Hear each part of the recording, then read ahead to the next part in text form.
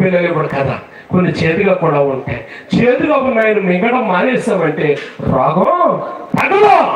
రోగం తగ్గాలి అని అంటే పిల్లరా చేదుగా ఉన్నా కానీ మింగవలసినటువంటి ఆవశ్యకత ఉంది. అంటే మూడో గుంపు గమనించింది ఏంటి అని అంటే చేదు అనేది శాపానికి గుర్తు, చేదు అనేది నిందకు గుర్తు, చేదు అనేది అవమానానికి గుర్తు. మూడో గుంపు గుర్తించింది ఏంటంటే నా శాపాన్ని, నా పాపాన్ని, నా నిందలను తొలగించి, అంటే నా నిందను మోయడానికి వచ్చిన వాడు, నా శాపాన్ని మోయడానికి వచ్చినటువంటి వాడు, నా యొక్క భారాన్ని భరించడానికి వచ్చినటువంటి వాడు అని చెప్పి అండి నాకు సమాధానం కలగజేయడానికి వచ్చిన వాడని గుర్తించారు. అది యెషయా గ్రంథం 7:14 వ్రాయబడి ఉంది.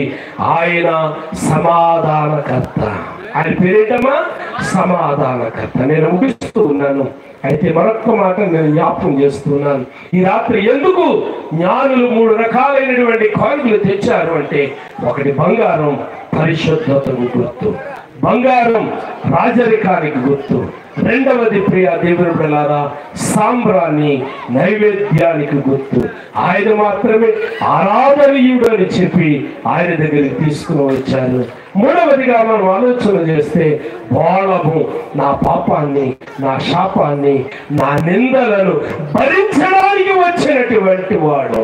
నా నిందను ఆయన భరించి నాకు నెమ్మది ఇవ్వడానికి, నాకు విడుదల ఇవ్వడానికి వచ్చినటువంటి వాడని మూడో గుంపు గమనించి ఆయన దగ్గరకు వచ్చి పెట్టెలు విప్పి కానుకలను సమర్పించి బిడ్డలారా సాగిలపడి ఆయనను పూజించి సంతోషంతో తిరిగి వెళ్ళారు. ఈ రాత్రి చాలాసేపు నుంచి మీరు కూర్చున్నారు, చాలాసేపు నుంచి దేవుని మాటలు వింటూ ఉన్నారు. మరి నువ్వెలా తిరిగి వెళ్ళబోతూ ఉన్నావు? నీ అంతరంగంలో ఏ సంతోషాన్ని నింపుకున్నావు? తల ఉంచుదాం, కళ్ళు మూద్దాం, చిన్న ప్రార్థన చేస్తాను. పిల్లరా అందరూ కూడా ఒక్కసారి తల ఉంచండి, కళ్ళు మూయండి. నీ అభిప్రాయం ఏంటి యేసు ప్రభువుని గురించి? నువ్వేమనుకుంటూ ఉన్నావు? ఆ జ్ఞానులను పిలిచి మొదటి గుంపును అడిగితే ఆయన రాజు అన్నారు. రెండో గుంపును పిలిచి అడిగితే ఆయన ఆరాధనకు యోగ్యుడు అన్నారు.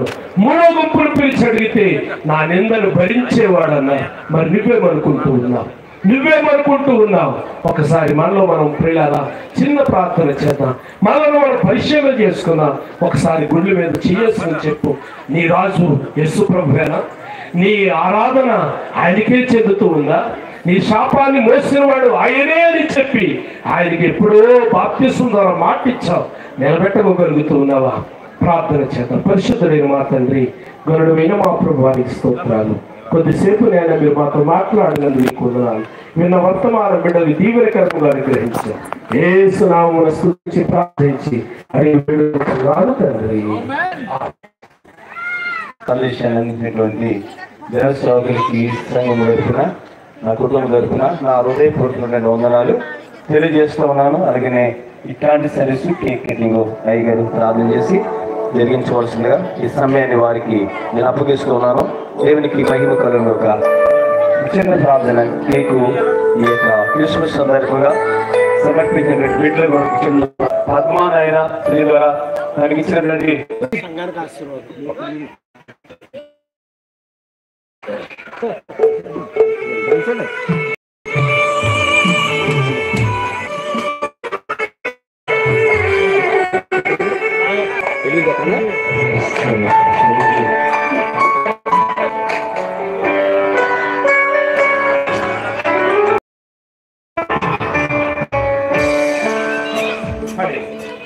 రక్షకుండు దయించినాడట మన కొరకు